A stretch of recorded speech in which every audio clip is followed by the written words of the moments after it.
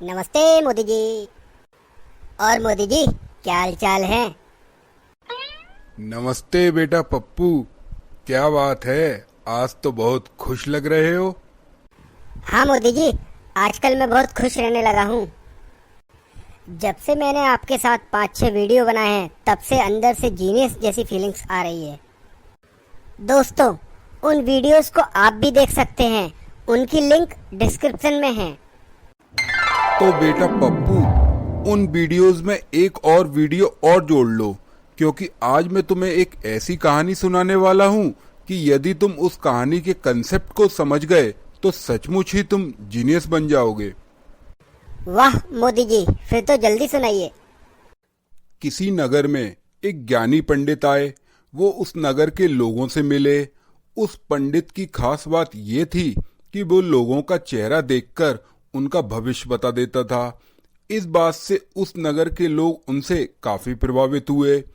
उस पंडित के ज्ञान की बात उस नगर के राजा तक भी पहुंच गई। राजा ने अपने सैनिकों को आदेश दिया कि जाओ, उस पंडित को महल में लेकर आओ और उनसे कहना कि यदि उन्होंने मेरा भविष्य भी सही बता दिया तो वो जो मांगेंगे और जितना मांगेंगे मैं उन्हें दे दूंगा। राजा की आज्ञा सुनकर सैनिक पंडित के पास गए और बोले, पंडित जी, आपको महाराज ने महल में बुलाया है। यदि आपने उनका भविष्य भी सही सही बता दिया तो आपको उनसे जो मांगोगे वो आपको मिल जाएगा।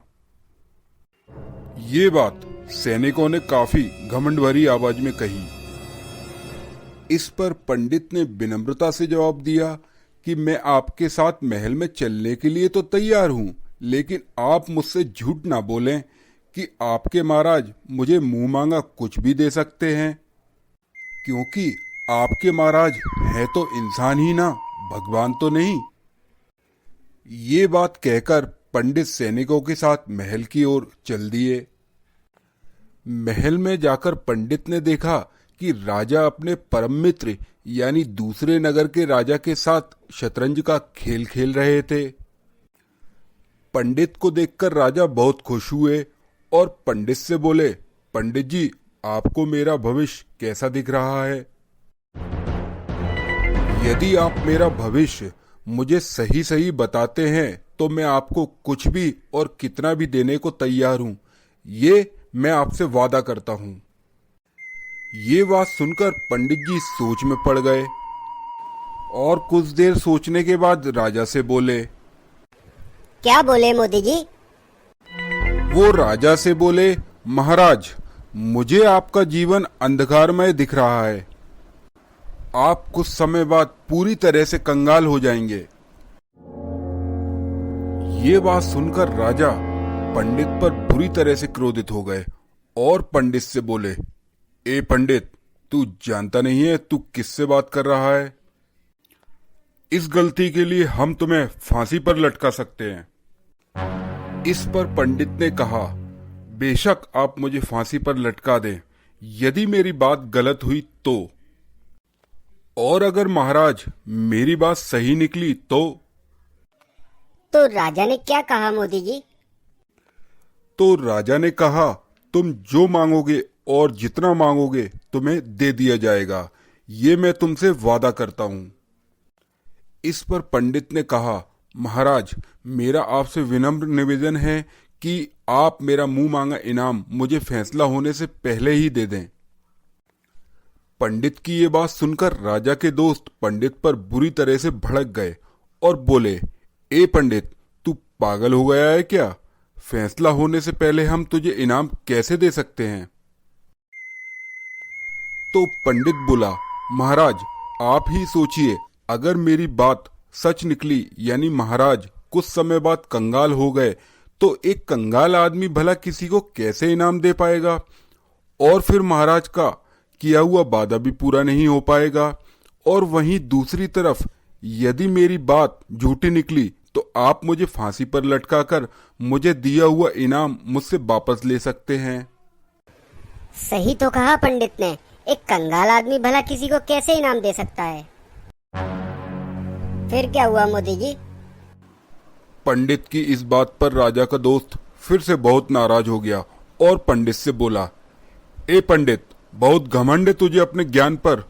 बता, तुझे इनाम में क्या चाहिए और कितना चाहिए। इस पर पंडित मुस्कुराकर बोला, महाराज, मुझे चावल का दाना चाहिए। पंडित की ये बात सुनकर दरबार में सभी लोग उस पर हंसने लगे। महाराज ने भी हंसते हुए सैनिक को आदेश दिया कि पंडित को चावल का दाना दे दिया जाए। फिर क्या हुआ मोदी जी? पंडित ने कहा, रुकिए महाराज, जैसा कि आपने कहा था, इनाम में मुझे जो चाहिए और जितना चाहिए मैं मांग सकता हूँ। क्या चाहिए वो तो मैंने आपको बता दिया, लेकिन कितना चाहिए ये आप समझ लीजिए। महाराज, आप अभी जो शतरंज खेल रहे थे उसमें कुल कितने खाने होते हैं? महाराज ने कहा, 64 खाने। मोदी जी, शतरंज से उस पंडित का क्या लेना देना? लेना देना था। तो पंडित ने कहा, बस मुझे चावल के भी उतने ही दाने चाहिए।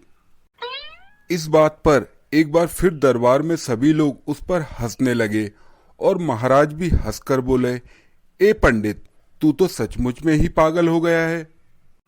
पंडित ने कहा, महाराज, मुझे शतरंज के 64 खानों में चावल के दाने चाहिए। इस बात का क्या मतलब हुआ मोदी जी?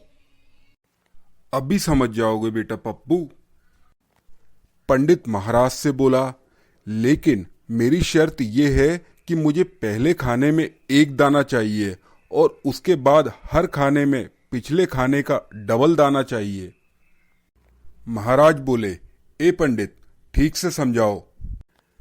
पंडित बोला, महाराज, मुझे पहले खाने में एक दाना, दूसरे खाने में डबल यानी 2 दाने, तीसरे खाने में दूसरे का डबल यानी 4 दाने, चौथे खाने में तीसरे का डबल यानी 8 दाने।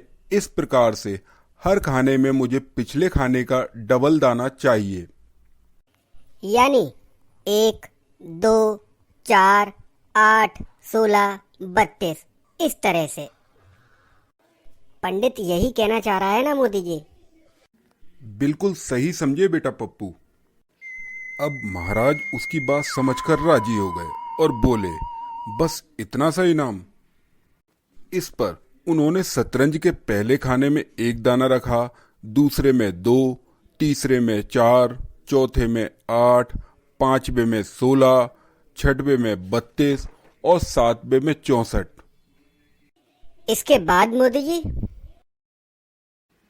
इसके बाद दाने खानों से बाहर जाने लगे तो उन्होंने चादर बिछाकर उस पर दानों की गिनती शुरू की। इसी तरह से 10वें खाने में 512 दाने हुए, 15वें खाने में 16,384 दाने हुए, 20वें खाने में 5,24,288 दाने हुए। अब महाराज दानों की बढ़ती हुई संख्या देखकर घबरा गए थे। अब उनके महल में भी चावल खत्म हो गए थे। उन्होंने पूरे गांव से चावल मंगवाया, लेकिन पूरे गांव का चावल भी 25वें खाने की भरपाई नहीं कर पाया। 25वें खाने के लिए ऐसा कितना चावल चाहिए था मोदी जी? बेटा पप्पू, 25वें खाने के लिए 1,67,77,216 दाने चाहिए थे। अब तक महाराज पंडित की बात को समझ चुके थे। वो समझ चुके थे कि वो 64वें खाने तक नहीं पहुंच पाएंगे। फिर क्या हुआ मोदी जी? महाराज ने पंडित से माफी मांगते हुए कहा कि पंडित जी, आप ही इसका राज बताइए कि आखिर आपने मुझसे ऐसा इनाम क्यों मांगा और 64वें खाने तक चावल के दानों की संख्या कितनी हो जाएगी। पंडित ने कहा, महाराज, जब मैं आपके सैनिकों से मिला और उसके बाद आपसे मिला, मुझे आप लोगों की बातों में बहुत घमंड दिखा। जैसा कि आपने कहा, जो मांगोगे और जितना मांगोगे मिलेगा। वहीं पर मेरे दिमाग में एक प्लान आया। कैसा प्लान मोदी जी? पंडित ने कहा, मैं फांसी पर लटकने के लिए भी तैयार हो गया, क्योंकि मैं जानता था कि आप 64वें खाने तक नहीं पहुंच पाएंगे। 64वें खाने से पहले ही आप कंगाल हो जाएंगे। इसलिए मैंने इनाम पहले मांगा। और रही बात फांसी पर लटकाने की, तो आपने मुझसे वादा किया था कि मैं आपसे कुछ भी और कितना भी मांग सकता हूँ, जो कि आप पूरा नहीं कर पाए। तो अब आप मुझे फांसी पर भी नहीं लटका सकते। और अब रही बात 64वें खाने में चावल की संख्या की, तो 64वें खाने में चावल की संख्या होगी ये। अब ये कितना लिखा है ये तो मुझे पता नहीं, लेकिन आप हिसाब लगा सकते हैं। और यदि हम इसे टनों से नापें तो ये चावल होगा इतने टन। मोदी जी, क्या ये कैलकुलेशन सही है? हाँ बेटा पप्पू, बिल्कुल सही है। तुम चाहो तो घर जाकर ही कैलकुलेशन करके देख सकते हो। फिर क्या हुआ मोदी जी? तो पंडित ने महाराज से कहा, मैं आपको केवल ये सिखाना चाहता था कि आज के बाद आप ये वादा किसी से ना करें कि तुम जो मांगोगे और जितना मांगोगे तुम्हें दे दिया जाएगा, क्योंकि देने वाला तो ऊपर वाला है, हम और आप तो केवल इंसान हैं। इस तरह से राजा को अपनी गलती का पछतावा हुआ। तो दोस्तों, कैसी लगी ये कहानी आपको?